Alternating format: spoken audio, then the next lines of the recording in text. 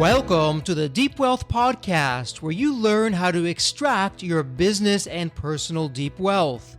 I'm your host, Jeffrey Feldberg. This podcast is brought to you by Deep Wealth and the 90-Day Deep Wealth Experience. When it comes to your business deep wealth, your exit or liquidity event is the most important financial decision of your life. But unfortunately, up to 90% of liquidity events fail. Think about all that time and your hard-earned money wasted. Of the quote-unquote successful liquidity events, most business owners leave 50% to over 100% of the deal value in the buyer's pocket and don't even know it. I should know. I said no to a seven-figure offer and yes to mastering the art and the science of a liquidity event. 2 years later, I said yes to a different buyer with a 9-figure deal. Are you thinking about an exit or liquidity event? Don't become a statistic and make the fatal mistake of believing the skills that built your business are the same ones to sell it. After all, how can you master something you've never done before? Let the 90-Day Deep Wealth Experience and the 9-step roadmap of preparation help you capture the best deal instead of any deal. At the end of this episode, take a moment and hear from business owners like you who went through the Deep Wealth Experience.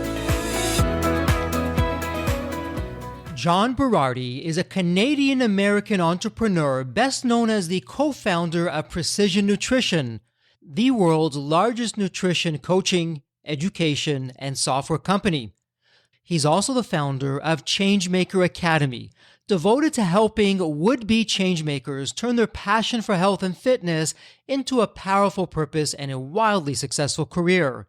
And he hosted the popular Dr. John Berardi Show on Apple Podcasts. Over the last 15 years, he's advised Apple, Equinox, Nike, and Titleist, as well as the San Antonio Spurs, Carolina Panthers, US Open Champ Sloane Stephens, and two-division UFC Champ Georges St. Pierre. He's also been named one of the top smartest coaches in the world and 100 most influential people in health and fitness. He currently lives in Ontario, Canada with his wife and 4 children, although they tend to escape the cold Canadian winters by spending January to April in warmer places. Welcome to the Deep Wealth Podcast, and wow, do I have an episode that you are just going to love, and I want you to hang on to your hats because we are going to be doing a deep dive on not just a liquidity event, but an incredibly successful Grand Slam kind of liquidity event. And we're going to be hearing the ins and outs and lessons learned that you can take away and apply immediately today for your business. But I'm getting ahead of myself.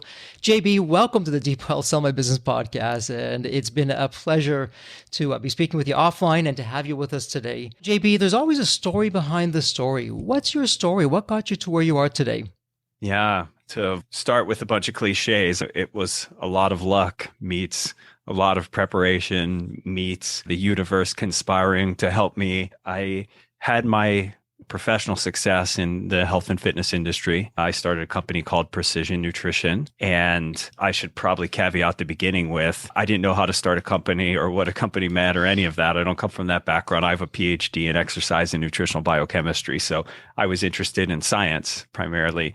But at the time, there was, the industry, I guess, was ripe for the particular thing that we started doing in the beginning, which was publishing information online about health, fitness, and sports performance. Now, you have to go back in the time machine to place yourself in context. I had originally started writing for an online publication, which was called Testosterone Magazine. So I was a master's student studying exercise physiology, and I was just super fired up about the things I was learning through research journals and in the laboratory. And I felt like I always had a knack for explaining those things in a way that was accessible to a broader group of people. So that might be athletes out there in the world, that might be coaches out there in the world, that might be people who are just recreational exercisers interested in looking and feeling better. And I could I was going to a great university at the time, and I could spend, I actually earmarked one day a week, it was Thursdays, to go down into the bowels of the library and read the research journals. Nowadays, you can find research journals at your fingertips online, but back then they were bound up in these big books, and there'd be like 5 to 10 journals that were all collated and stapled together in this big bound tome. So you would go down to the bowels of the library and you'd read these things and you'd decipher them. And then I would just bring that information up to the ground floor, and I would publish it. And I would sometimes in scientific context and other times in lay publications. And the big sort of avenue for me was this testosterone magazine at the time. Now, back then, most people I knew, even at university, were on dial-up. So to load up my work, you would have to go to the URL, wait for the homepage to load, which could be a good 10-minute process. This is not, and that's not photographs, that's just plain text HTML. There's 4 or 5 articles for the month. And when you click one, you're just hoping it's going to be good because it's going to be another 20 minutes before the thing loads. So you're reading something on the side or you're watching television while you wait for this article to load. And that's the context we were in. I gave a presentation in Toronto at a big event called Swiss at one point. And a young undergraduate student approached me. His name's Phil Caravaggio. And he said that he'd been a fan of mine and he followed me for a long time. And he thought we should build me a website. Now, he was an undergrad in systems design engineering. He had just finished an internship at IBM. He's a super smart guy. And I was like, yeah, I don't know. Like everyone's on dial-up, like online business. No one really saw examples of that. But he twisted my arm and he convinced me to do it. And he's my co-founder.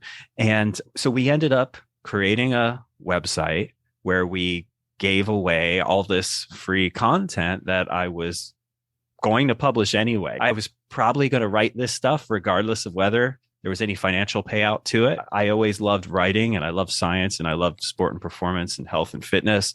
And so I would create these things. I actually even remember in high school, the predominant periodical of the time for this topic was called Muscle Media 2000. Bill Phillips had started a company called EAS. And as a vehicle to both promote his company and all the ideas around it, Muscle Media 2000 came out. So I remember being a high school student penning hypothetical articles for Muscle Media 2000, because that's what I wanted to do one day. I wanted to be a writer on these topics. So I would have done this anyway. And then we started putting it online. We started building up an audience. We're still students, so there's no pressure to monetize this. And before we knew it, we had a mailing list of about 30,000 people. And it was really amazing because at one point, a mentor of ours called us aside and said, what are you guys going to do after school? And we're like, oh, I don't know, just get some jobs. And he's like, with a mailing list of 30,000 people, you have a business, like information products and everything that could stem from that. So we started out with information products. And one of my favorite stories is how we created our first. We had no money at the time. So the precision nutrition story, which we can get to the full dimensions of it, but we never took a bank loan. We never had any outside investment. What people call bootstrapped. And we learned it very early on how to make this work. So we had heard that the Beastie Boys, once in the beginning of their careers, went to the equivalent of Best Buy or consumer electronics store, bought a bunch of video cameras, brought them to a concert, gave them out to attendees, and had 10 people film the concert. And they asked for the cameras back at the end. They got the footage, they turned it into a concert video, and they brought all the cameras back to Best Buy. So they basically filmed their first concert video for free. And I was like, ooh, well, we need to do things for free. And we could probably do it that way. So we literally got a whole bunch of equipment from Best Buy. We snuck into a really beautiful lecture hall on the campus that I was attending. And I filled it with 150 students. And I gave a lecture and we recorded that. Then we filmed a bunch of footage in the research lab that I worked at as a graduate student. Then we convinced the local grocery store to let us do a grocery tour and use their teaching kitchen to film segments there. And we put together this project called No Nonsense Nutrition. And it was really the first online information product in our field. I mean, we had to burn it to DVDs and send those out, but it really got us our launch. And again, that project cost us almost nothing, but it looked like we were heavy hitters. You know what I mean? I had the resources of this entire University of Western Ontario, where I did my PhD. It's kind of like an Ivy League school in Canada. So we had the resources of this big time Ivy League equivalent school. Beautiful. We looked huge. We were tiny, but we found a way to what people call fake it till you make it or whatever. And that was a great lesson that sort of paid forward through everything we did through the growth of PN. Wow, JB, as you're sharing your story, and I love it, you're just bringing back memories. And for some of our listeners, dial-up modems, what are you talking about? 10 minutes That's to right. load up a web page and an article, and then the Beastie Boys, another name from the past. What I love is you call it bootstrapping, I call it a cockroach startup, Right. where you have that cockroach startup mindset. Hey, I got to do whatever I got to do to live another day, and I don't have a lot of money, and I'm not taking outside capital, and I just got to be really, as I like to say, resilience always trumps resources. And we're going to get to what you did with precision nutrition. And our listeners heard the official intro. I mean, what you've done is incredible. And you've just paved the way with just your passion for this. But I want to go back to the beginning for just a moment here. Sure. So, you're a research geek and you're in the library and you're doing all these things. You're passionate to find this information. At that time, was that passion to solve a particular problem that you saw that was going on out there? Or is just, hey, I'm really interested in this. Let me see what I can do or learn more about that. What was really the fuel for the fire for you? There's probably a tad bit of psychoanalysis here that we need to get into, but I was born preemie. So I was born really small, really early. I had developmental challenges coming up. So I didn't play sports. I couldn't do a lot of things. And nor was I a brainiac. I wasn't identified as that either. So I was just on the bottom quartile of everything for most of my sort of elementary school years. And when I got to high school, I saw guys around me playing sports and building their bodies through strength training and stuff. And I was like, whoa, maybe that could be a solve for me. I had asthma and allergies, and I used to get shots, and I had a puffer and all this stuff. And so I just started reading about this stuff. And I was also very introverted. And like a lot of introverts, I just read a lot of books. So some of the books I read were fiction and fantasy, and other books that I read were health, fitness, nutrition, strength training.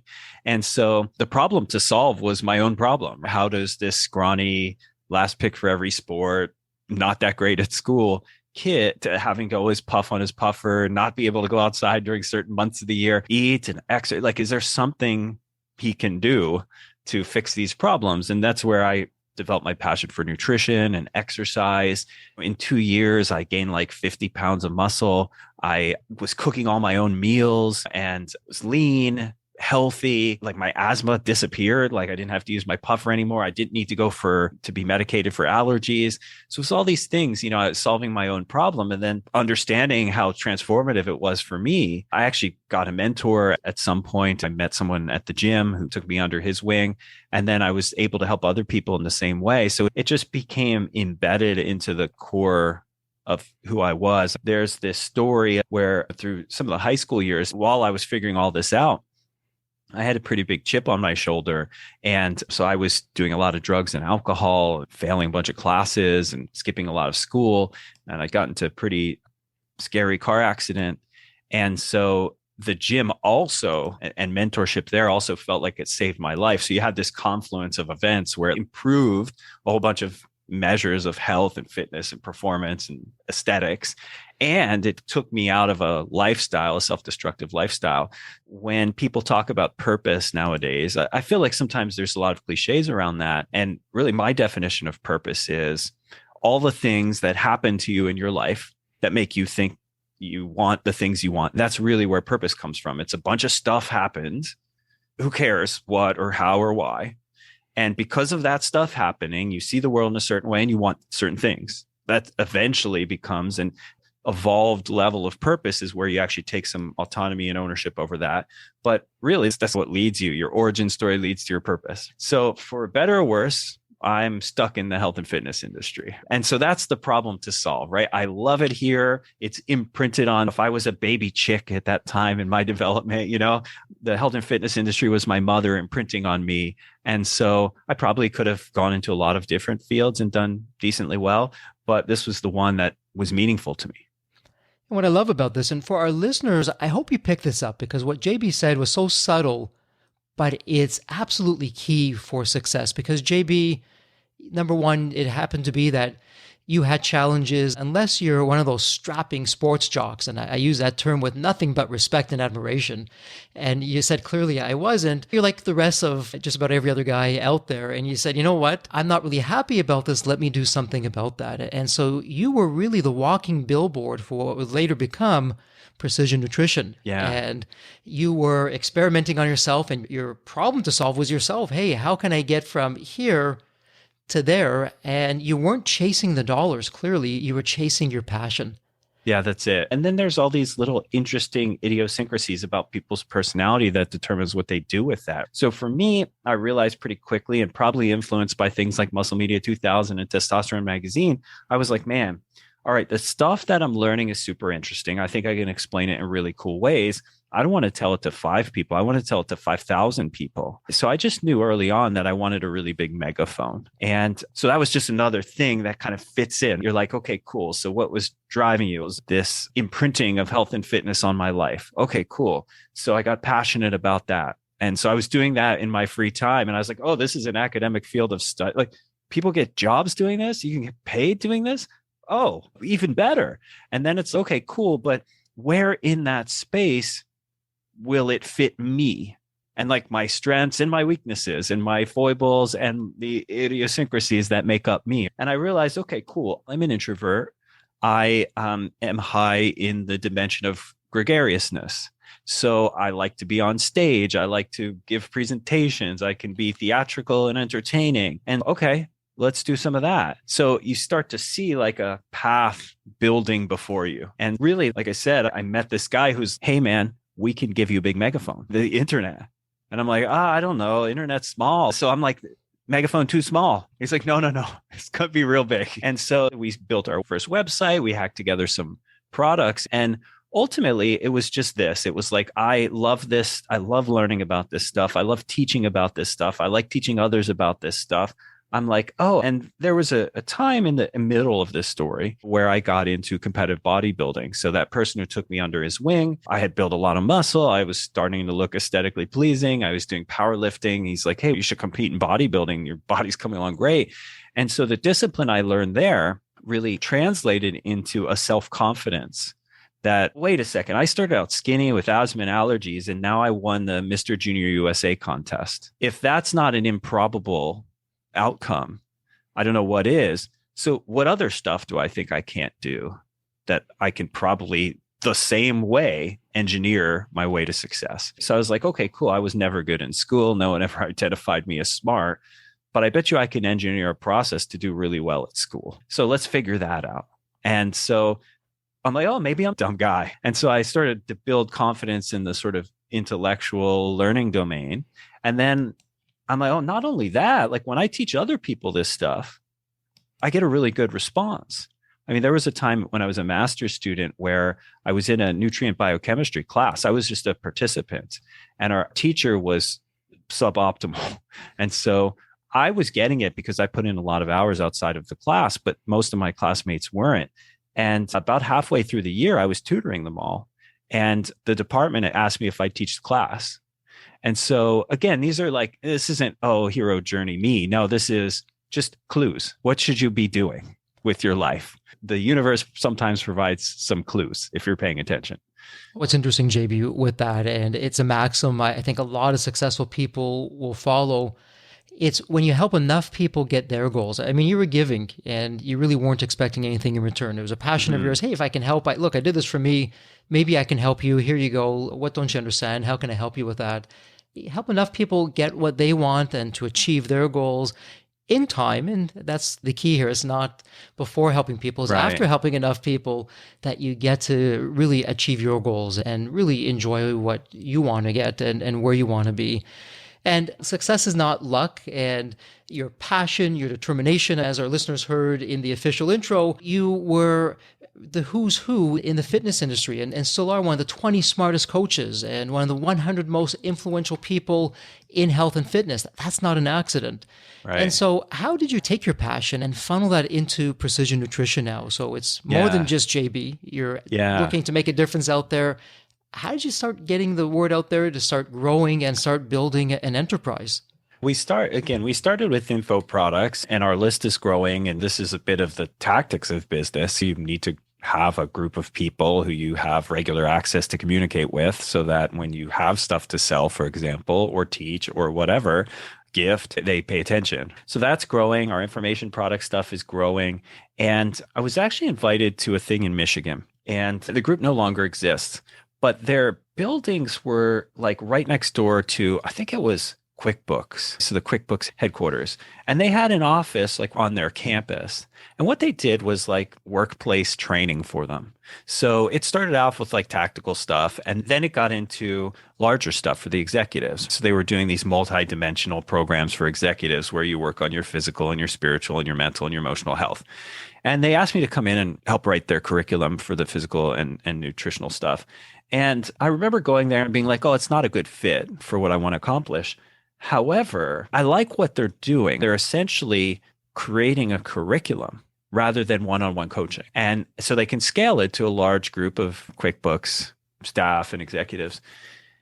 And I was like, I never seen anyone do this in health and fitness. In health and fitness, the holy grail of coaching is to have this one-on-one coach who only works with you. I mean, you see it in elite sports all the time. Michael Jordan's coach for a long time is a guy by the name of Tim Grover, and he's gotten some notoriety because he wrote a really well-received book. And guys like that, ultimately, they have 2 or 3 athletes only. And these athletes that compete to get their time. They compete with dollars. And so really the holy grail is, can I have the best coach in the world for only myself? That's where everything is driving towards. And my question was, and Phil and I constantly ask this question, is there a way to do this different that scales and simultaneously? Because the assumption was you could scale, but it would be worse. Like less personal attention, group coaching is nowhere near as good as individual coach. These are the baked in assumptions. So we were just like, oh, could we do this differently, group oriented, but better? What tools are available that weren't available then? And the same solution is present, the internet, the machine. I know this because you were in online learning and stuff like this. The machine can do the stuff that machines can do, and then the humans can do the stuff that humans can do. And you put that together, and now all of a sudden you can scale, right? So I brought home that idea from what I learned in Michigan and said, we should try and create a geographically independent, group-based online coaching program for people who want to improve their health, fitness, aesthetics, etc. So we launched something called Precision Nutrition Coaching. And that program has gone on to be the largest body transformation study / program in the world. And today, Precision Nutrition's coached over 200,000 clients, all of them for a year. So that's the tenure they're with us. It's all online and there's check-ins daily. So imagine the data set that's sitting before you when you have 200,000 times 365 days of nutritional check-ins, exercise check-ins, stress, sleep, and recovery type check-ins. Again, Phil, coming from the systems design engineering background, understood coding and design and things like that. So we built our own in-house team to create our educational platform, our coaching / curriculum platform. But it was based on this idea of curriculum. So people are stratified by how they're coming into the program, who they are. Then they're put onto a curriculum that matches who they are.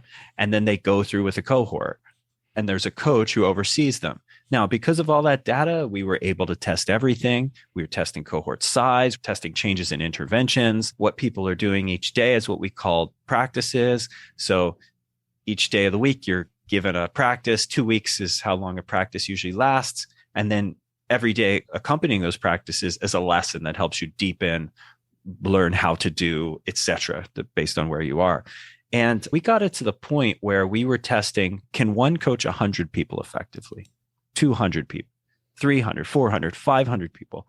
When I was coaching online, the old fashioned way with spreadsheets and things like that, I'd usually max out at about 30 people. That's how many people I could effectively keep track of everything on, including billing and programming and all that. With this curriculum model, we found that coaches, there was no difference in efficacy in the program, whether a coach coached 100 all the way up to 500 clients. So we're like, okay, this is pretty cool and scalable. Now with 20 coaches times 500 each, you can start to see this thing go. And so that was the first major product advancement thing that sprung precision nutrition forward. And not only was it a great business for us, it also became an attractor for the second tier of our business. The second thing we did, and it became far and away the biggest thing we did, was a certification, education and certification for professionals in the field. So people saw what we were doing. They saw no one else was doing this. They saw the results we were getting. They saw the platform we were using, and they said, teach me how to do that. I don't need 500 clients. 50 would be nice. And so we published really what is the first, and now it's the biggest and most recognized certification program, the Precision Nutrition Certification. And again, that was built on the success of the coaching program. We were the only company, because most certifications come from certification companies. We actually were coaching people, and we had big data sets, and we could test things and learn, and then we could put that into our education program. When I started writing that program, it was the most under-resourced and underappreciated part. People were like, no, coaching's where it's at. We had to go big with coaching, scale coaching, make it huge, big corporate partnerships. Let's coach everyone at Microsoft and Apple and whatever. I was like, no, I think this thing for the professionals could be really great. So they left me alone for about a year to go work on this thing. And then when we launched, this was just a runaway success. We've certified close to 200,000 professionals. At any point in time, there's 400,000 working health and fitness professionals in the world. Achieved, you can slice these numbers a bunch of different ways, but a pretty good market penetration. And so that was the second thing that we did. And then the third thing, and this led up to the liquidity event, was connecting the two. So you had this big group of successful clients in the world that we were effectively coaching, and we were putting up signposts for how well that was going. Then we had all these professionals we were training through education and certification, but we didn't have a means to let them use our software and curriculum yet. So they were hacking their own solutions. And we were like, what if we just created a version of the coaching platform we use that could be used by our certified professionals to deliver the curriculum, which has been research proven by this point. There've been a number of peer-reviewed studies showing our program and what it does with their clients, with them as the coach, not us. So they would pay us a monthly fee to use our software, and then they run their clients. And all we get out of it is that rental of our platform, plus we get access to the data. So now all of a sudden, instead of 200,000 clients worth of data growing at a couple tens of thousands a year, now we have millions of clients worth of data being fed back into the system, right? From all of our pro coaches, we called them, using the platform in their communities with them as the coaches. And so that then led up to tons of interest in acquiring the company or supporting the company financially, and our eventual sale of the company in 2017. And JB, what's amazing with this, and for our listeners, I'm going to talk a little bit of deep wealth talk now. And you've been talking it, we just say it in different ways. Yeah. And when you go back to the beginning, so you had this passion, you were your own test project, and you came out phenomenally well, and you started winning competitions, and you became, hey, I eat what I bake what I eat, and everything's great there. And you went the traditional route in the beginning with coaching, but your style, your way. And so that became what we call an X factor. It's step number 2 of our 9-step roadmap, X factors that insanely increase the value of the business.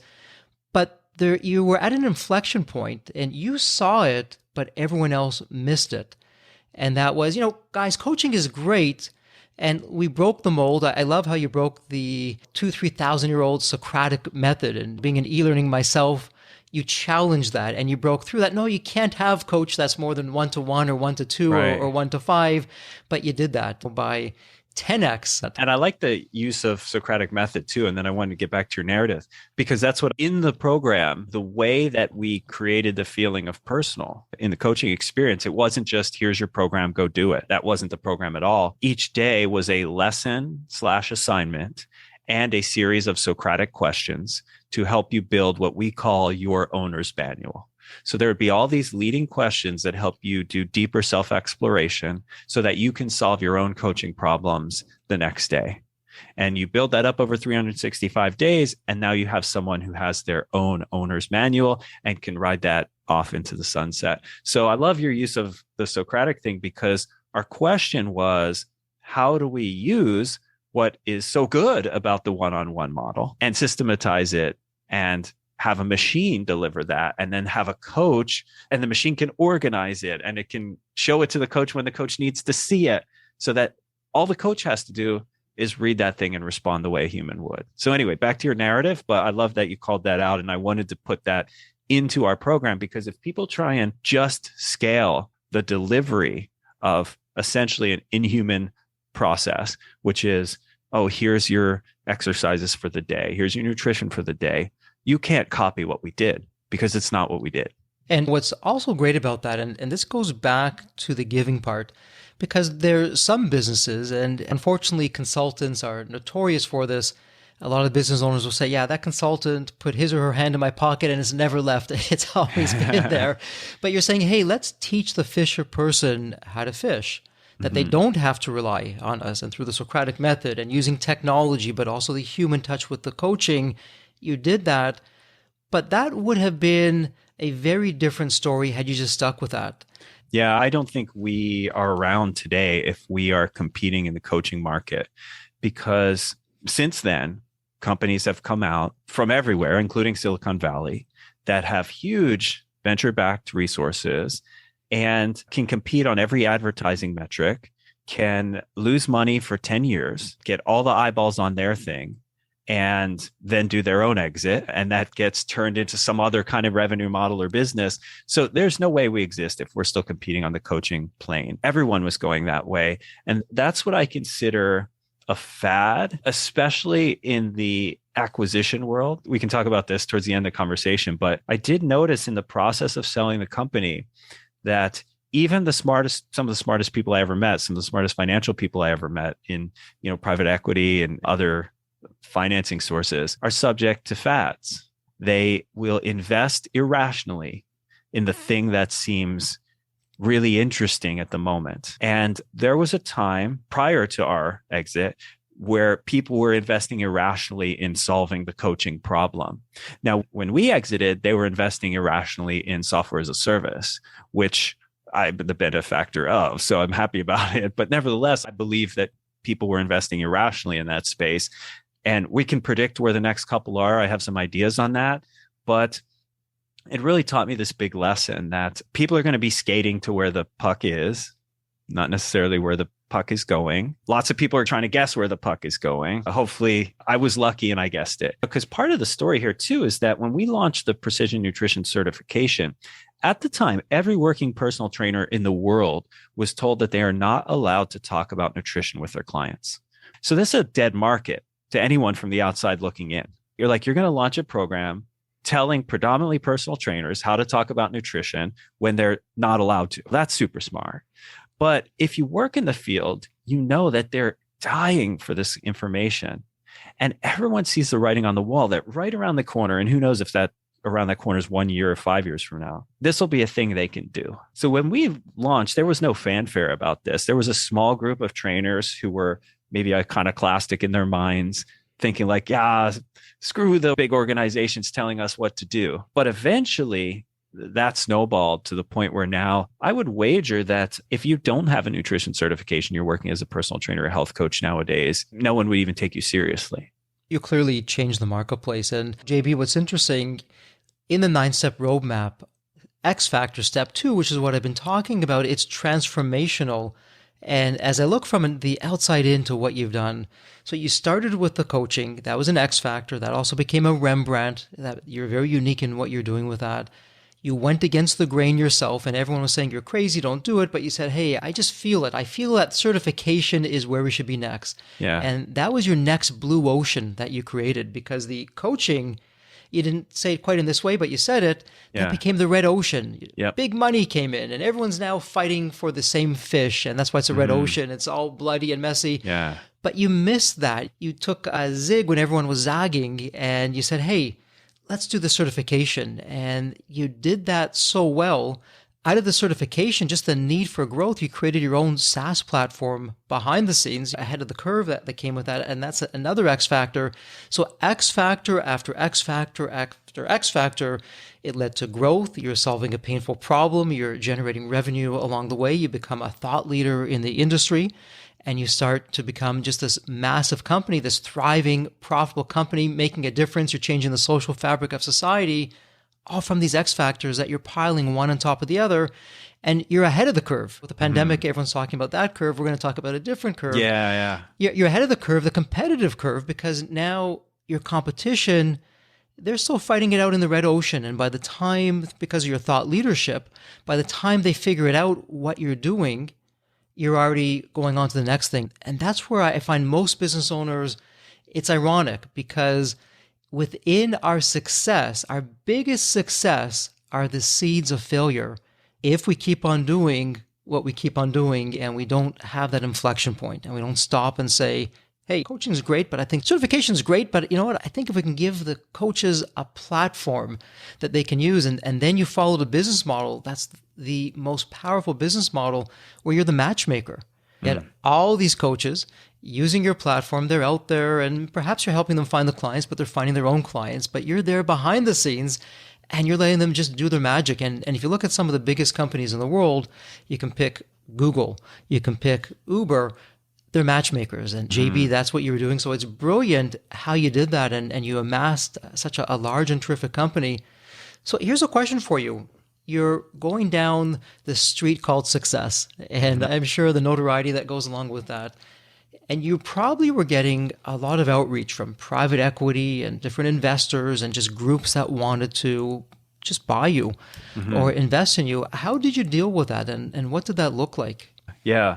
So I want to talk about that in a second. The one thing I feel like I'd be doing listeners a disservice if I don't talk about one thing prior, and that's just this idea that the make pretend story here is this linear success from 2000 to 2017, where it just thinks JB was happy and it's going great for 17 straight years. You know what I mean? Launching successful project after successful project. That is a full myth. 17 years is a long time, and not in a, oh, what a long slog it was or anything like that, but a lot happens in 17 years. That's a heck of a lot of days. And so really, I'll just point out the fact, I've given this talk before, I've shared the revenue ups and downs and some of the other ups and downs in the journey. And even in my book, I talk about the personal ups and downs that I had as someone who started out super excited and passionate about the field and who was able to, in the beginning, conjoin the two things I wanted to do most in the world. I wanted to, probably three things. I wanted to read and write, and I wanted to explore scientific questions and data and stuff like that. So these are the two things I like most.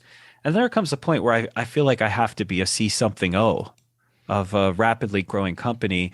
And that was actually a really sad time for me. And I tell the story in my book. We just had our third child. I looked at how I was spending my days, and I would finish each day like deeply unsatisfied. To me, if I didn't write something or collect some data or move one of those two projects forward, the day was wasted. Now, that's not true. It's not universally true, certainly. Didn't even have to be true in my case, but that's how my brain read that situation. And so every day I ended feeling like I hadn't accomplished anything. And I couldn't even be present with my family because my brain was still spinning the wheel of I didn't accomplish anything at work today. So there was some dark times at that point. I remember writing a list of how I could get out of this life, you know, from selling the company to giving the company away to my partner to giving up all my roles in the company to driving off a bridge. And I still have that page where there's one of the options is suicide. And fortunately, I had a good support group at work and outside of work. And I found ways to deal with this. And for those wondering how the problem gets solved, we learned about unique abilities exercises. In other words, coming up with a list of the things that can be world-class, that when you could envision yourself doing them for the rest of your life and wanting to deepen your experience with them. And then when you do them, they make a difference. So that's the unique abilities concept. I learned that from Dan Sullivan. And the understanding that if you made quadrants, the upper left being unique ability exercises, the bottom right being non-unique abilities or your unique inabilities, I was like, man, I'm spending like 90% of my time not in the upper left quadrant. That's why I want to kill myself. Oh, I have to redistribute where I'm putting my time and energy and effort. And then we need to hire out the rest and put those roles in the hands of people doing their unique abilities. So imagine if I have all the things I hate and I'm not that good at being done by people who love that and are really good at it. And then I can go the things that I love and I'm really good at and make a difference in the business. You create a company like that. And I don't know if you're going to have success or not, but I know it's going to be a lot more fun place to be. I just wanted to put all that out there because there had been loads of ups and downs during the journey of those 17 years before we started getting interest that I didn't want to gloss over. Yeah, nudge, nudge, wink, wink. Come on, JB. You were an overnight success. Come on, an overnight success, right. 17 years in the making. And you bring up a good point, the entrepreneurial journey. It sounds good when we look back, but sure, there are some dark days. And, firstly, thank you so much for just being vulnerable with us and sharing some of the darker thoughts that you had. And on the mental health side, we don't talk enough about that in business, and we should. And a great support network. What comes across to me, though, as you're sharing your story with us, JB, is you're really, a gold star for taking time out to really reflect and think. I call them inflection points, and this was an inflection point in your personal life. Okay, the company's doing great, but I'm really not happy. Yeah. And this just doesn't work for me. And that period, I'm glad you called that out, because that was when I actually started doing what I called Thinking Fridays. I started orienting my week such that I'm like, okay, I hate meetings. I don't like them, probably much more than others, but I have to do them. I have to share my vision, and I have to help do coaching and all the other things required. So Tuesdays and Thursdays for meeting, Mondays and Wednesdays for creating, and Fridays for thinking. And that was my schedule since that inflection point in my career. I was like, I need to have some level of discipline over my schedule, some level of expectation for how a week will go. I can't just be responding to things all the time.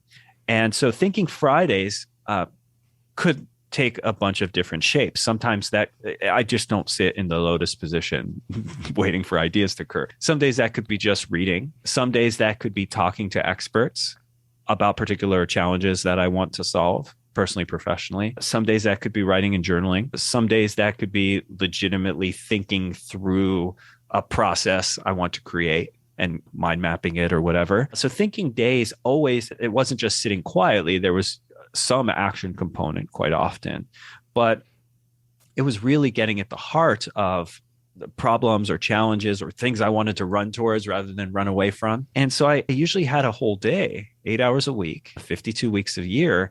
And that can really accumulate self-knowledge, self-awareness, business awareness.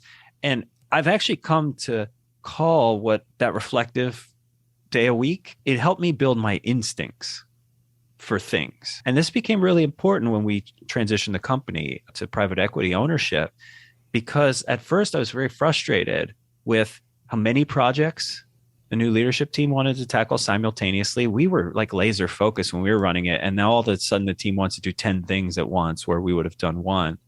And then also how much data they needed to make decisions. And for about a year, I was just mad about it. And then I came to realize, oh, wait, how could they possibly do anything else? They don't have instincts because they're not from this field. So how do you get a group of career executives making decisions about a thing they don't deeply understand and have instincts about? Data. They have to have data, and they have to make a lot of smaller bets rather than one or two big bets. And then once I finally understood that, how I developed my instincts, what process allowed me to do that, and how it was different for career executives just coming in and running a new company in a new field, I made some peace with that. But anyway, I just wanted to map it back to, you brought up the idea of taking time to think. And it became not only just a vague idea, it became a day of the week for me. Which is remarkable. I had a management consultant, and the management consultant would go in, and JB would look at leadership and people in leadership positions on a minute-by-minute basis. Actual thinking time, leadership type of activity in a given day was somewhere between, get ready for this, 7 to 9 minutes in a day. Yeah. And the rest of it was meetings and administration and emails and interruptions and phone calls. So here you have up to 8 hours, and the average quote unquote leader out there has 9 minutes. Yeah, it's an X factor, as you called it earlier. It's really a huge X factor. Yeah.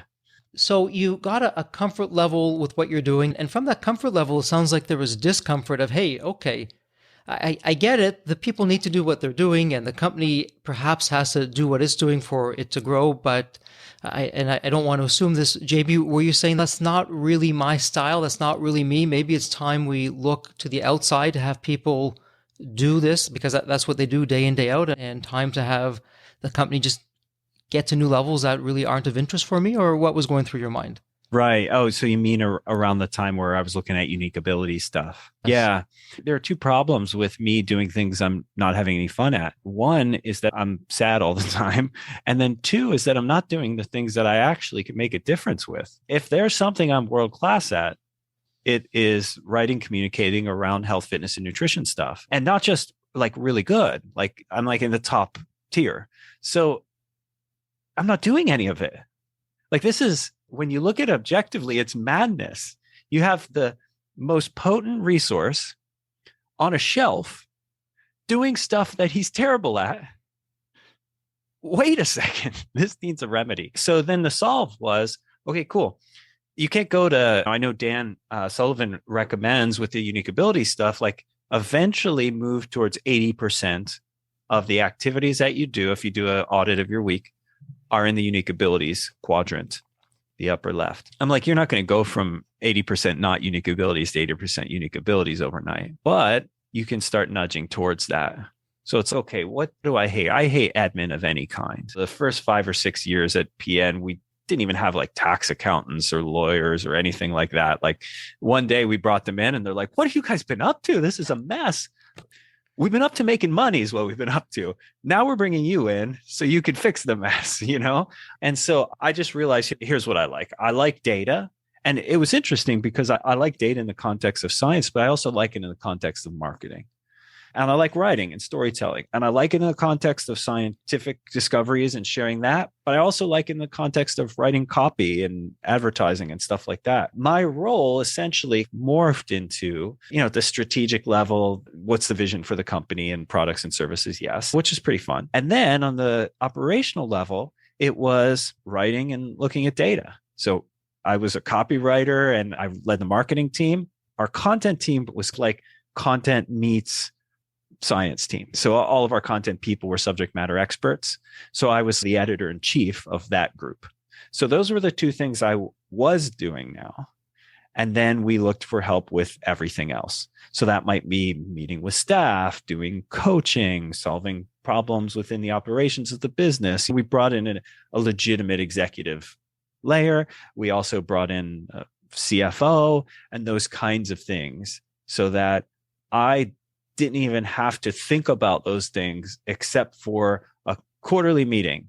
And then if I trusted the person running each of those domains, I only need half-heartedly listen to what they're saying, And what's incredible about this, JB, and I'm going to mention a word, selfish, because when you mention the word selfish, it has a very negative connotation.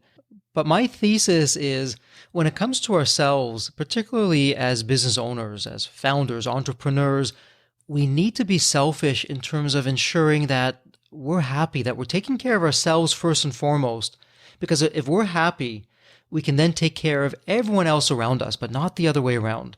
And how many business owners or entrepreneurs would have been tempted by, okay, look, great money's coming in. Yeah, I love doing that stuff, but I can't do that right now, but I'm making so much money. And they do the opposite. You were focusing on your strengths, your unique abilities. And you said, okay, anything that's not in that quadrant, I don't want to be doing. Let's find other people to do it. Yeah. But how many times do we hear about business owners saying, okay, I'm going to put my strengths aside. Let me focus on my weaknesses. I'm just going to become that great CEO and I'm weak in some areas, but I'm going to get some training and coaching and I'm going to hit it out of the park. And you didn't do that, which is admirable.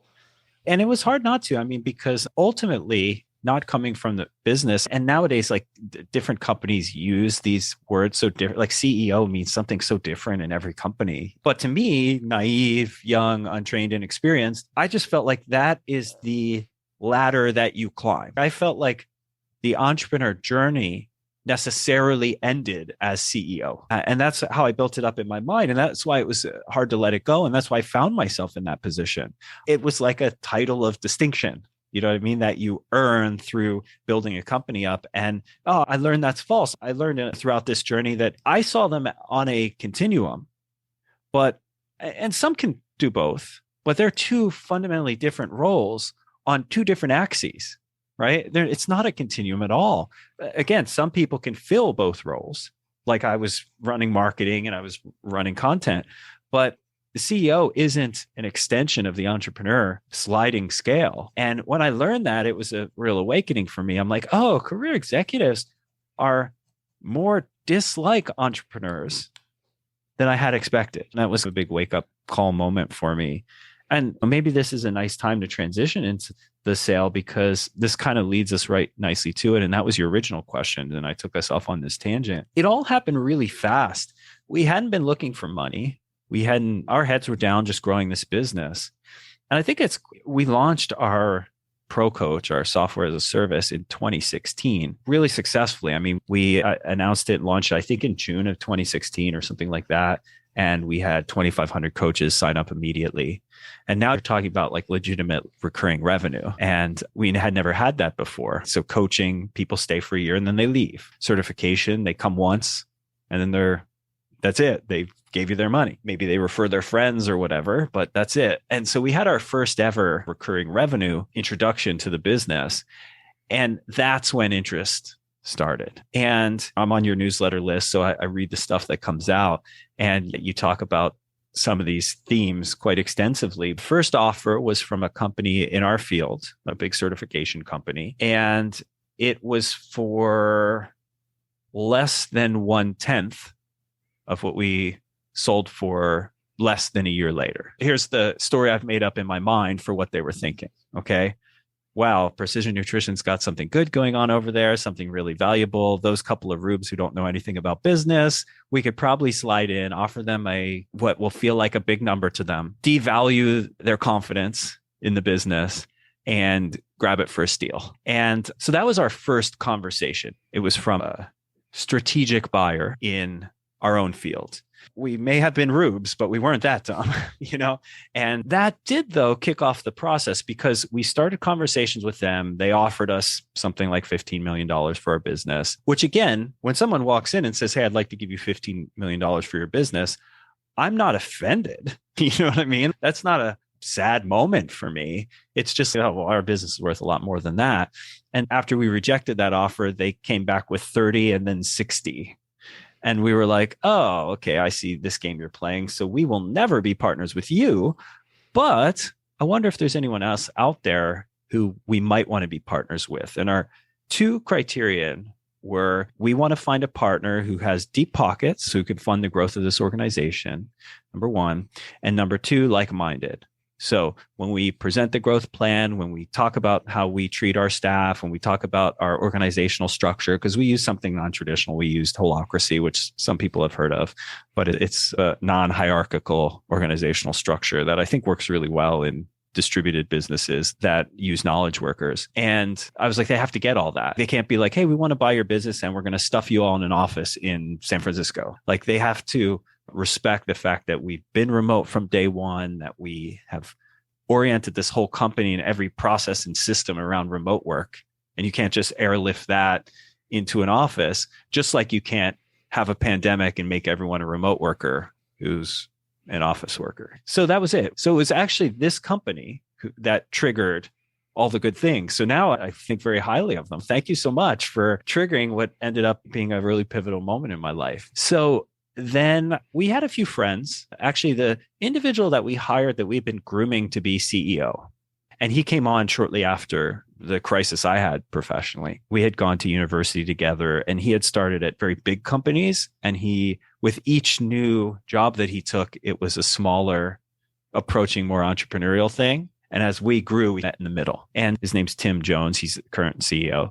And so it was relationships that he had from business school and things like that we just started talking informally. Like, how would you put together a team to help someone effectively sell a company, to maximize its value, to find the right kind of buyers, etc.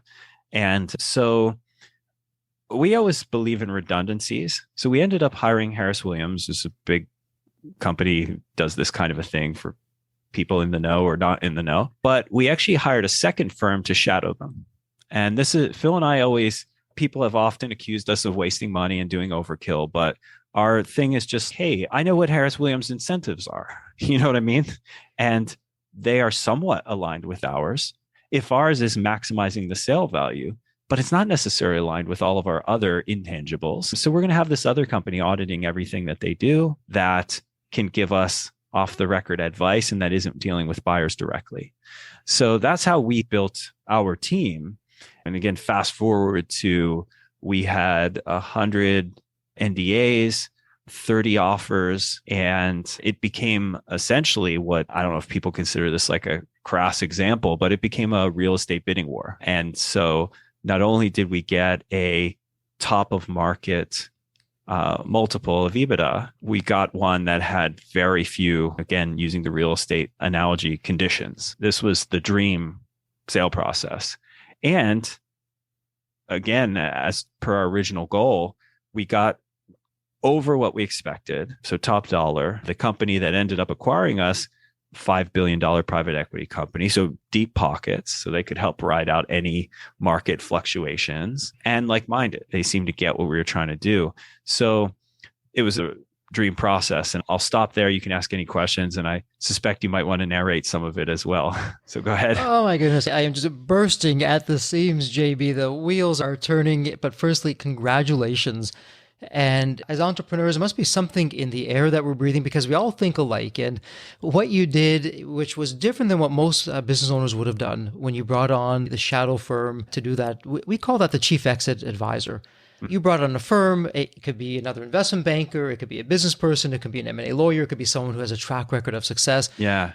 But you're 1,000% right in doing that because your instincts, and that goes back to your unique abilities, your instincts were spot on because as good as an investment banker is, let's be honest, JB, you may have another liquidity event down the road, but you're probably not going to have maybe more than one or two or three. And these investment bankers, they will do a book of business, billions of dollars with sometimes the same buyers again and again. So you're a cog in the wheel and you're not aligned. So having that off to the side, so there's no conflicts of interest, they're not at the deal table, but they're advising you and giving you the tips. They know what you don't know. How do you master something you've never done before? That was just huge. But I want to go back to something that you said earlier, and it's really on the art side of a liquidity event. And it goes back to being selfish as a leader. You were selfish of taking care of you. Hey, I want to enjoy being in my own company. And that process was another X factor because it forced you to bring in and happily to bring in a management team to run the company. Yep. Because the private equity firm, that the new investor, if it was just all around you, this would have been a very different story. Completely. But it wasn't. So again, you're doing all the right things. All the X factors are coming into place. You have a management team. They're professionals. They're of the corporate mindset that as entrepreneurs, we probably never will fully understand or get, but that's okay. We all need to be in our unique abilities. And so that whole process was good. And what I love about it is some people would say, man, you really blew it. You just walked away from $60 million, but from that quote unquote loss was the seeds of you rising again, like that phoenix of you're coming out of the ashes for a much bigger and better deal. And I'm going to throw two stats your way. Yeah. Up to 90% of liquidity events fail. Yeah. And of the quote unquote successful liquidity events, and this is very real for you, most business owners are leaving anywhere from 50% to over 100% of the deal value in the buyer's pocket. Yeah. So the $15 million, that would have been a gazillion percent. Even the $60 million, it would have been well past 100%. And so when you look back at the liquidity event, and it's a play right out of our 9-step roadmap, and I just love your thinking, and again, congratulations of how you did that. You talked about some things that really worked well for you. Hindsight's always 20/20, and I know even for my liquidity event, it would have been some things that I would have done differently. Any lessons learned looking back at the liquidity event that, hey, I know we did this, but hindsight, I probably would have done that? Yeah, most of the things that I dwell on are things that happen post-transaction. So transition into new management and leadership team, transition into new ownership. I don't think it went badly by any means. It probably went as well as it could have gone. But those are the areas where I'm like, man, I had to do a lot of growth and understanding, and it took me probably longer than I would have liked to get up to speed on how it works and maybe how to navigate within that system. But honestly, no, I felt like the team that we had was just exceptional, experienced. And part of also my answer is probably some naivete. We sat down, Tim, Phil, and myself. Again, Tim's our CEO, Phil is co-founder, and myself. And we're expecting it to be a year-long process, if not more. And so I'm like, we can't all be thinking about this transaction for a year of business life. You know what I mean? Someone's got to run the company and do stuff. So how should we divide our time? And we decided that I would run the operations and the launches and the sales and all that stuff, and they would run this transition. And so I was like, okay, cool. And it worked out great because I had to sit down with the team. And that was another criteria that was really important to us that I haven't highlighted yet. And because it's not going to be as important to everyone, but like this really, I mean, we had 100 full-time, full benefits people on the team by the time of transaction. But really, this is a family. These are people that we pick out of the health and fitness industry. I know these people from events that I speak at. These people are family. And so part of the criterion also was like, these people have to get treated well also. We want people to enjoy some of the financial benefits of this transition, but we also want to make sure that you're not going to come in and clean house. So that's also part of our negotiation of the process. We wanted people to be treated well. And I think because we had that environment, I could sit down with the team and say, hey, listen, for the next year, you're not going to get as much attention as you're used to. So we're not going to totally ignore you, but I'm not particularly good at that aspect of running this company. And you all know it. I care deeply about you and I do anything for you. And if you had to transition from here, I'll help you find any job anywhere in the industry that you want. But you know that I can't have frequent meetings with you and these other kinds of things. And I'm like, and Tim and Phil are out, working to raise capital / find a deep-pocketed partner who can help us. Part of this whole thing, the rationale here wasn't like, let's sell this company. We're making good money doing products and work that we're proud of. It was up till the 11th hour for us to even say yes to the deal. And in fact, Phil called me on the Friday before we were set to close. And this is over a year of work of doing due diligence and all this stuff. And we're about to close on Monday. And Phil calls me on Friday. He's like, I can't do the deal, man. And I was like, all right, cool. Like, we've been together a long time. I love and trust this person. If we are not going to do the deal, is fine. I will trust you. But can you please tell me why I'm not going to have $100 million in my bank account on Monday? And so it just was something small that really had to do with the non-compete that they had put together for him. And I was like, oh, well, my non-compete isn't restrictive at all. They'll say yes to whatever you want. Let's call them right now. So we had that resolved by lunch on Friday, But I mean, it was still to the point where we're like, do we even want to do this? A good chunk of cash going into my bank account and releasing all the pressures and responsibilities of running a business is cool and everything, but we've got a good thing going here. We're a highly profitable business. We have great personal salaries from it, whatever. So again, it wasn't a sure thing deal. Nevertheless, talking about the team and preparing the team, Tim and Phil are going to be over there working with these people who may help out the business. And a lot of the story around that was the true story of the fact that our company was so big that a month's worth of expenses were far greater than Phil and my net worth. You know what I mean? So you get to a point where you're like, two 50-50 founders can't support this business if anything goes wrong. And also, I mean, we were smart about tucking away profit and putting in a place that could help the business live for a year or whatever. But it also means that now you have like $15 to $20 million that you could be spending on growth that's just sitting there in case there's a rainy day.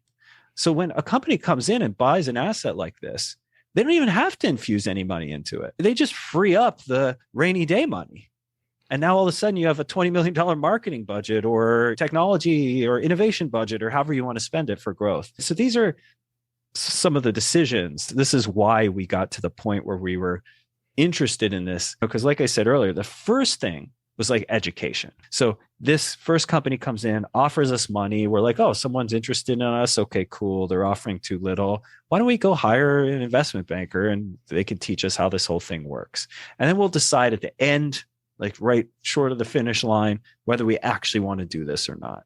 And if we don't, then it's a costly process, but I've probably got more education than the cost. And if we do, it's a win anyway. So that's our mentality the whole time. The justifications for going through with it were, hey, look, we're running a business that isn't as robust as it could be financially, has a whole bunch of resources sequestered that can't be used because we're trying to do good financial diligence. This is a good thing for the company. So I bring all this up because it's part of what I'm communicating with the team while we're going through this process. Because of course, the first thing folks think when you're talking about an acquisition or a sale of the company is we're all going to lose our jobs. We're going to get engulfed by some big company who doesn't give a crap about us. So how do we message that to the theam early? A lot of people do it after the transition and then they try and assuage fears and stuff like that. I was like, I need to tell them early because there's going to be no one around paying attention to them the way they're used to being paid attention to. So Phil and Tim are over there working on the sale. I'm over here trying to grow revenue so we get a bigger number. And so we had a blockbuster year that year. We tripled EBITDA. And so the sale price was effectively tripled as a result of that. So that was what was happening during that year. Which is so many things there to unpack, but let's just do a few. And what's unique about this, your culture is always unique. And JB, you took a risk, no two ways about it. When you spoke with the team, hey, this is what we're doing. The risk was you get gossip, you get rumors, and people actually start leaving. Oh, like you said, they're selling out. What about me? Yeah. Who's going to look after me? But you approach it in a way because your narrative was a terrific narrative. Hey, if we want to grow this company, if you want to have just upward mobility, if we want to even change more lives, we can keep on doing the way that we've been doing it, but we can do it so much better and faster if we had an outside partner. And that was risky, but you knew the people. Mm-hmm. You knew how they would be, and it was a calculated risk, and it paid off for you. But what I want to highlight for our listeners that's coming through in spades and is just so important, it's the clarity that you and Phil had. And it's also with the clarity, we talk about this in step number 3, how to master the art and science of a future buyer, how you think like a future buyer. You had your deal points and your no-fly zones. So your deal points were whatever you want to put into it of, I'm going to be in the company, I'm not going to be in the company. It has to be, a certain price. But a no-fly zone for Phil was the non-compete. Yeah. And because you had that clarity, albeit it was at the 11th hour, but you had that clarity, you're able to make things right. You communicate to the buyer. And the whole point around that for our listeners is you went in with a mindset of, okay, if this works, amazing. Yeah. If it doesn't work, okay, it took some time, it took some money, but we don't have to sell. And we're prepared not to sell. And you were prepared to back down at the 11th hour if you didn't get what would make Phil happy, because you could, because you had a solid company, because you were happy, because you had a management team, you weren't running it. And that's what a lot of business owners miss. I got to go to market now. I'm going to miss the boat. And if I don't do it now, it's never going to come again. And I just got to do it. And they're coming from desperation and fear. Yeah. When I'm watching potential partners, acquirers, they're not desperate. You know what I mean? Like you said, this is just part of they do this every day with a lot of people. They investigate a lot of companies. They get a lot of pitch decks. I feel really grateful that we were in a position where there was no desperation. I think it helped us maximize enterprise value in this context, and it helped make the process really enjoyable because the whole time there was no stress. Like Phil and I would just check in periodically and just say, hey, are we still good with this? We're going to still keep proceeding. Yes. Thumbs up, thumbs down. Either way, I'm cool, man. Life is good right now. Like I had that transition where I made my work at PN my dream job. I don't have to walk away from my dream job. If someone give me 100 million, yeah, maybe I will. You know what I mean? But I don't have to walk away from it out of desperation or fear or whatever. And that was the difference maker in this context. And I also fully want to acknowledge not everyone is in that situation. Not everyone can be in that situation. So that's why I just feel super blessed and grateful to have been there. But all this was a bit of a tangent to answer your question. What would I change during the transaction process? Very little, but maybe that's just my naivete because I was head in the business at the time, trying to grow revenue, full steam ahead on selling product and services, while Tim and Phil were in the trenches of those negotiations. But I will tell you, I mean, the one thing I noticed a lot of folks not do, and I really am happy that we did, was early on, we realized like we are a company good at selling. Like we were good at marketing and selling things. Let's use what we learned to market and sell the business. And I see people not even think of that concept.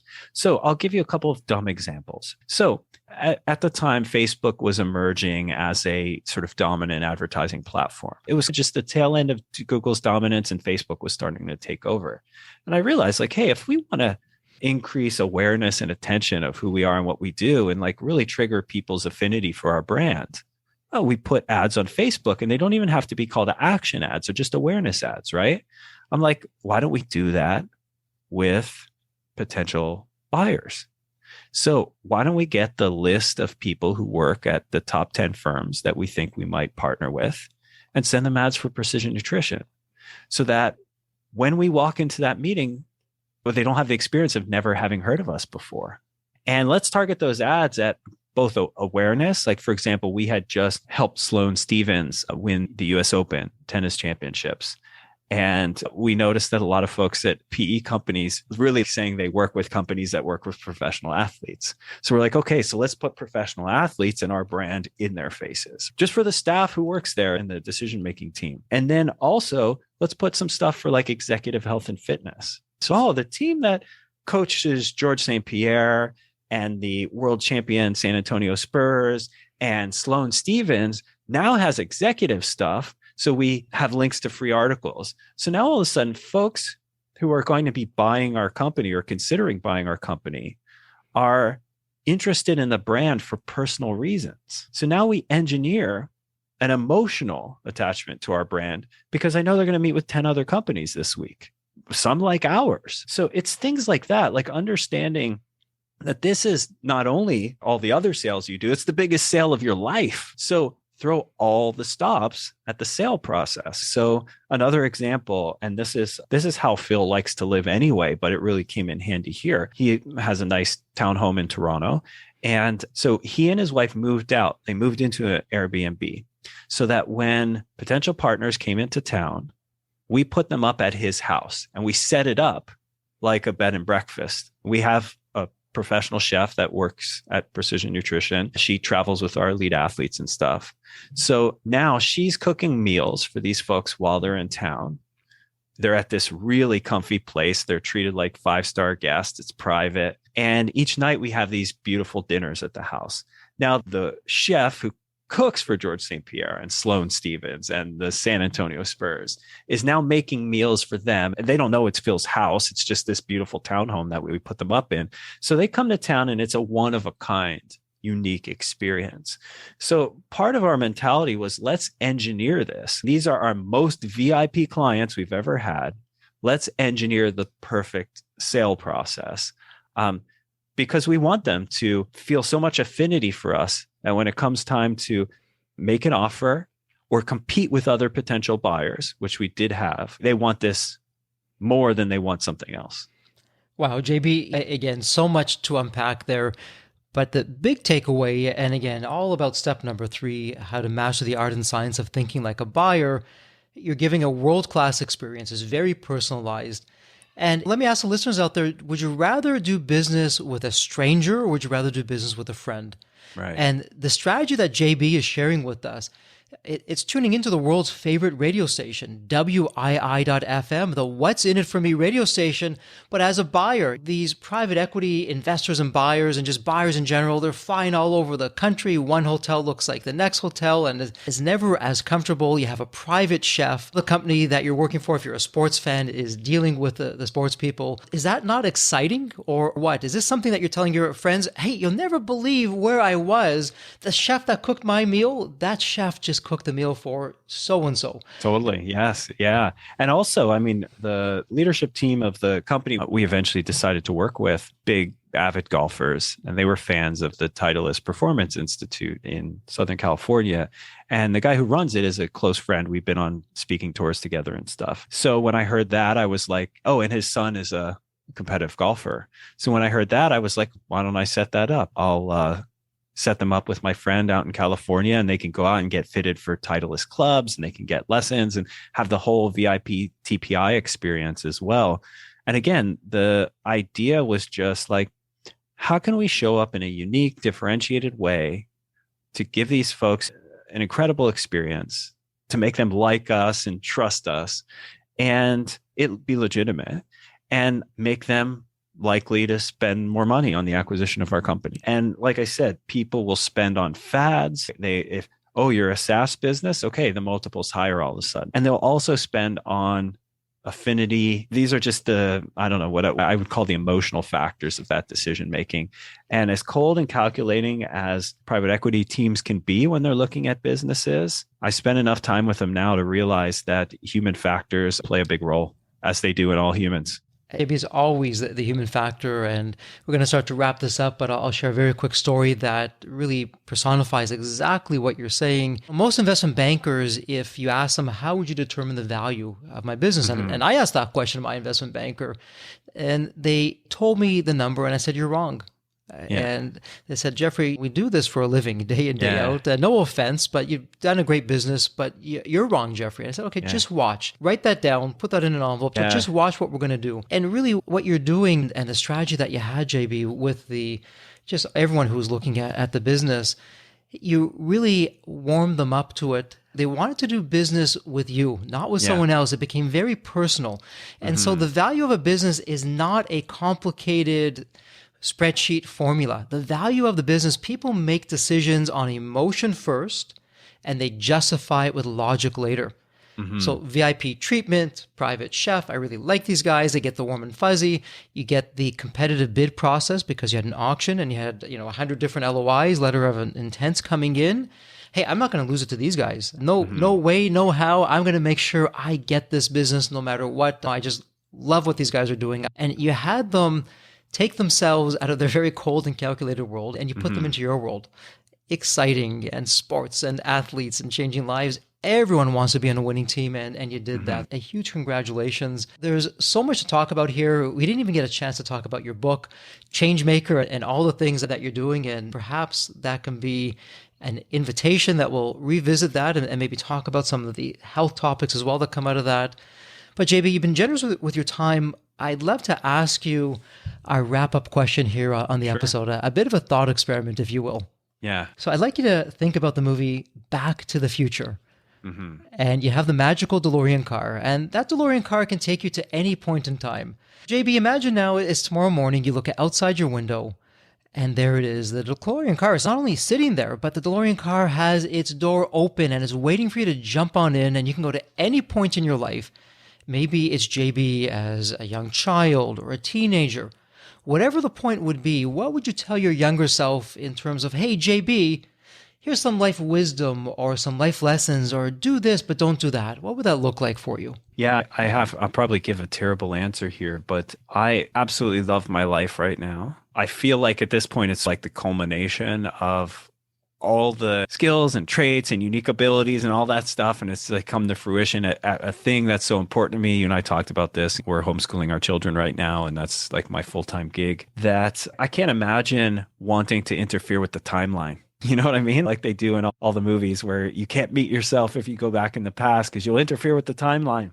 That's how I feel now. I wouldn't want to. I mean, I had a rough teenage years. I was arrested 4 times before I was 18 years old. Maybe I could tell that guy something, but nevertheless, like I learned a few things that were potent lessons then. Some of the downtimes were really potent lessons for me. You know, nowadays the cliche is ask what those things did for you rather than what they did to you or whatever. And I don't know, cliches always grate at me, but nevertheless, there's part of that.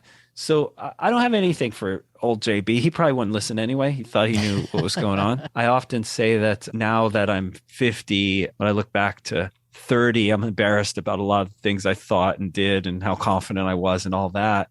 And that's also a thing I've heard other people express. But the game I want to play is figuring out what things I'll look back from when I'm 70 to 50 and be embarrassed about and not do them. You know what I mean?